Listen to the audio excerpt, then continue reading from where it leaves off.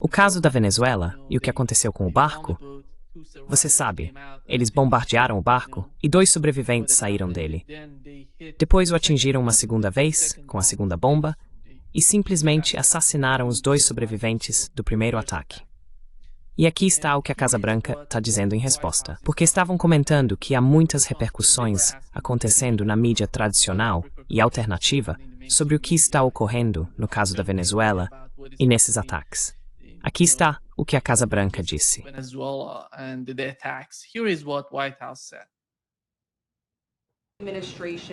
A administração confirmou ou negou ou revelou se houve algum sobrevivente após aquele ataque inicial e que ameaça iminente 2 sobreviventes representariam presumivelmente agarrados aos destroços daquele barco?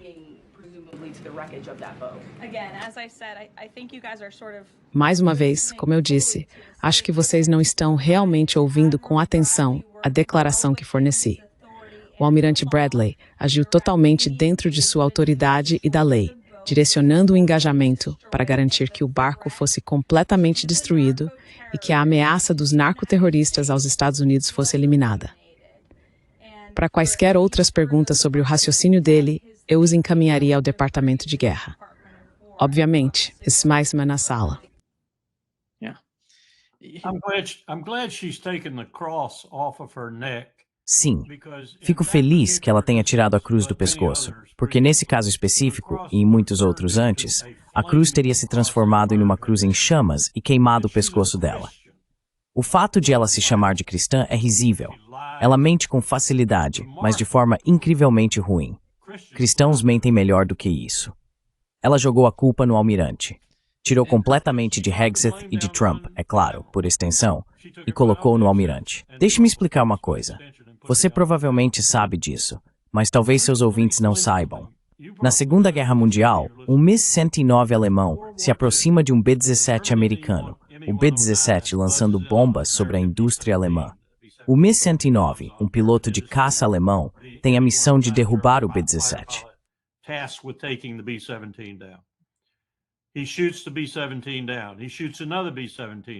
Ele abate o B-17. Abate outro B-17.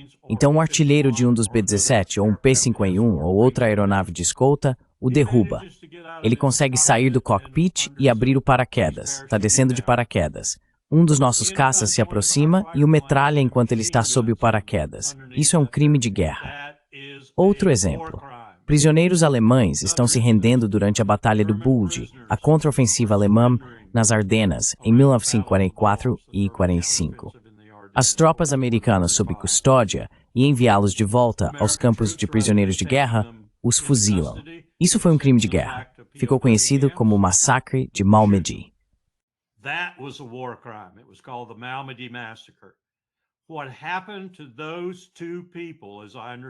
O que aconteceu com aquelas 2 pessoas, pelo que entendo, naquele barco ou fora daquele barco, após o ataque inicial, foi um crime de guerra. E Donald Trump, Pete Hegseth e aquela mulher ali, por suas mentiras, são culpados de auxiliar, encobrir ou de ordenar crimes de guerra. Ponto final. Não há mais discussão sobre isso, nem no direito internacional, nem no direito interno.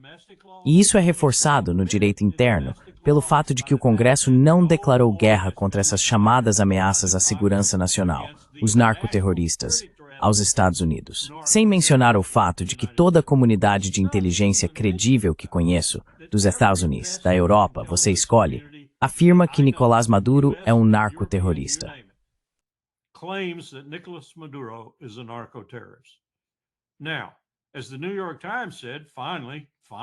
Agora, como disse o New York Times, finalmente, quase deixei o jornal cair.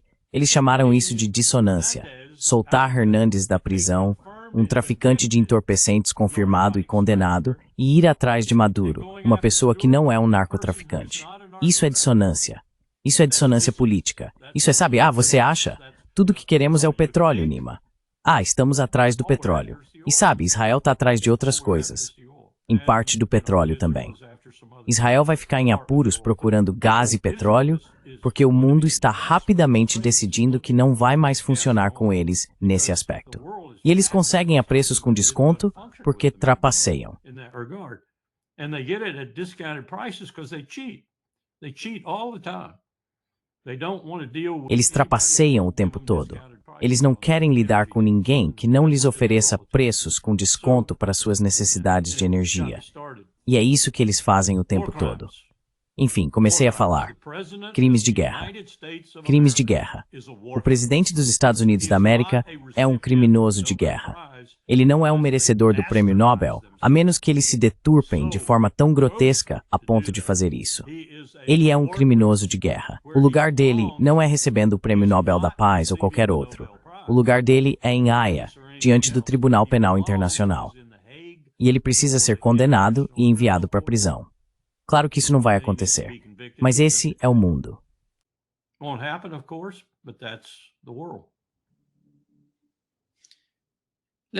Larry, Donald Trump disse que Pete Hegseth foi sob segundo. Bobagem. Besteira. Eles já estão jogando a culpa no almirante, e isso é por instrução explícita, posso te garantir. Estão jogando a culpa no almirante.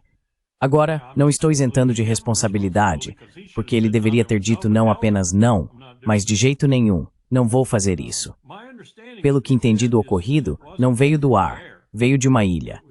E era um drone controlado, por assim dizer. Drones podem ser sozinhos ou ser controlados, e a incapacidade uniforme, lasers, seja o que for. Communications capability, lasers, whatever. And that what they did was see clearly. E o que eles fizeram foi ver claramente que as pessoas estavam na água, ou algo assim, fora do barco, e haviam sobrevivido ao ataque inicial. E então as atingiram novamente. Provavelmente foi uma decisão tomada, eu diria, no mais alto nível. Foi tomada pelo secretário de defesa, Pete Hegseth. No mínimo, foi tomada pelo almirante. Ou pode ter sido. Nós temos piorado tanto ultimamente, Nima, com as forças de operações especiais, que pode ter sido delegada ao líder da equipe e ele tomou a decisão. Mas se você observar bem, isso é um crime de guerra. Aqui está o que Pete Hegseth disse. Ah, ótimo, e até o Repito, nós apenas começamos a atacar os barcos do narcotráfico e a colocar os narcoterroristas no fundo do oceano, porque eles vêm envenenando o povo americano. E Joe Biden tentou lidar com isso com luvas de pelica e permitiu que eles atravessassem a fronteira. Os cartéis tomam conta das comunidades, 20 milhões de pessoas, centenas de milhares de americanos envenenados. E o presidente Trump disse, não, vamos tirar as luvas. Vamos levar a luta a essas organizações terroristas designadas. E é exatamente isso que estamos fazendo. Estamos interrompendo o tráfico de drogas, atacando os barcos, derrotando os narcoterroristas e permanecendo firmes. Pode-se dizer uma coisa, que as drogas que chegam pelo mar diminuíram 91%.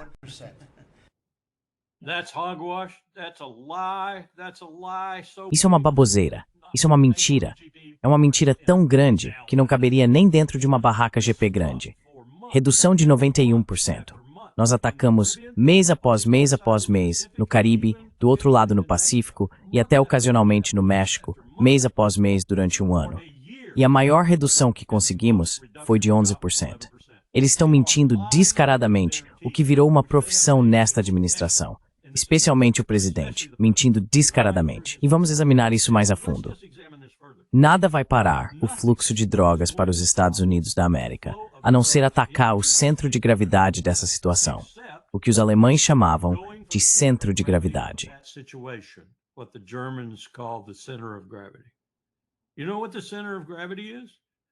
Sabe o que é o centro de gravidade? As pessoas que estão consumindo as drogas.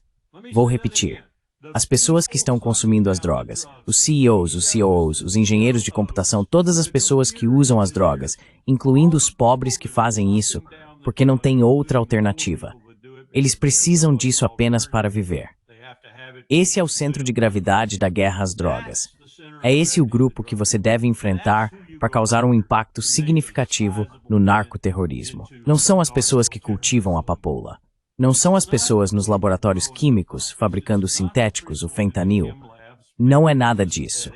Não são as pessoas que transportam as drogas. It's the people taking the drugs. Nima, do you think that they would... São as pessoas que usam as drogas.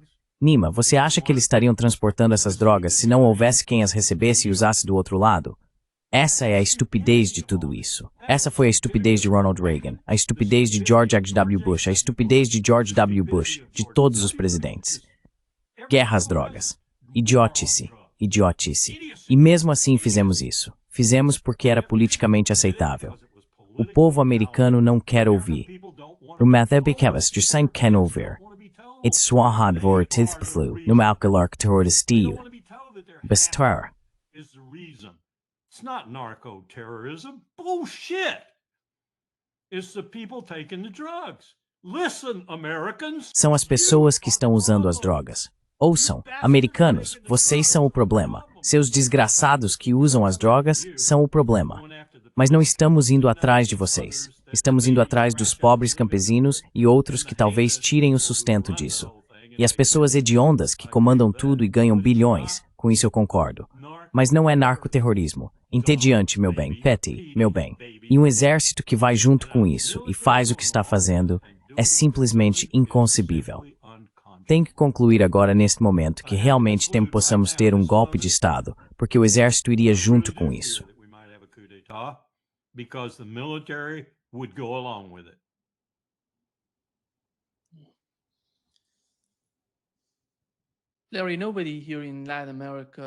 Larry, ninguém aqui na América Latina leva Donald Trump a sério da maneira que ele está falando. Você mencionou ir atrás desses barcos. Qual seria o resultado? É preciso chegar às raízes do que está acontecendo. E isso é algo político, por meio de conversas entre chefes de Estado, não indo atrás dessas pessoas em barcos.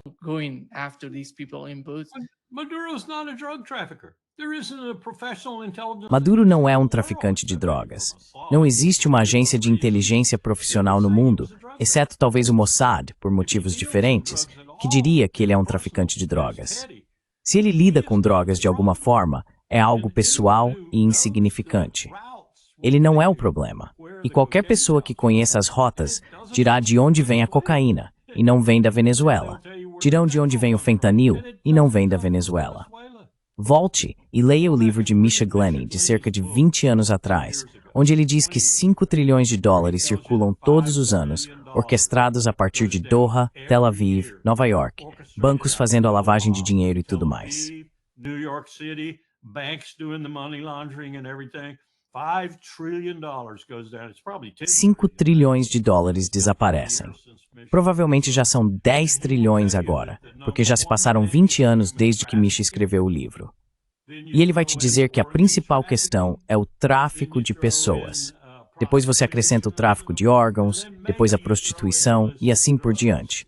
E talvez você inclua as drogas ilícitas. Elas estarão em algum lugar nessa lista. Ele vai te dizer que o verdadeiro motivo de tudo isso funcionar são os bancos. Bancos em Nova York, bancos em Doha, bancos em Tel Aviv. É por isso que funciona. É lá que eles lavam o dinheiro. É assim que conseguem os bilhões. Então, esquemos as coisas mal. So we don't attack the right things. We attack the poor campesino. Nós atacamos o pobre camponês, o pobre agricultor que cultiva a papoula ou a coca, ou vamos atrás das pessoas que administram os laboratórios. E não tenho tanta certeza de que isso não seja o que deveríamos estar fazendo. Todos deveriam ir atrás dessas operações de laboratório, porque o que Misha diz é que no futuro, e isso já está acontecendo, cultivar plantas como a papoula para produzir ópio, ou outras culturas para produzir cocaína e assim por diante, vai se tornar coisa do passado. Agora é muito mais lucrativo e muito mais fácil logisticamente de outras formas produzir essas drogas em laboratório. E a Índia, em particular, está formando os químicos que vão inundar o mundo. Eles já estão inundando o mundo.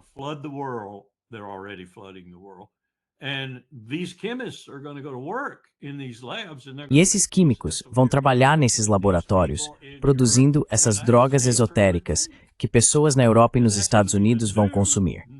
Isso vai ser o novo narcoterrorismo no mundo, essas drogas. O fentanil é um dos primeiros exemplos desse tipo de droga produzida quimicamente que acaba tendo algum uso médico legítimo, mas mata pessoas no mundo das drogas. Então é aí que estamos. E estamos aí porque nunca tivemos as políticas certas. São políticas estúpidas, idiotas. Mas isso é de praxe na administração Trump. Não deveria ter sido de praxe para Reagan, Bush, Clinton, Obama e vários outros, mas todos simplesmente continuaram. Clinton, Obama, and a host of others, but everyone just continued it.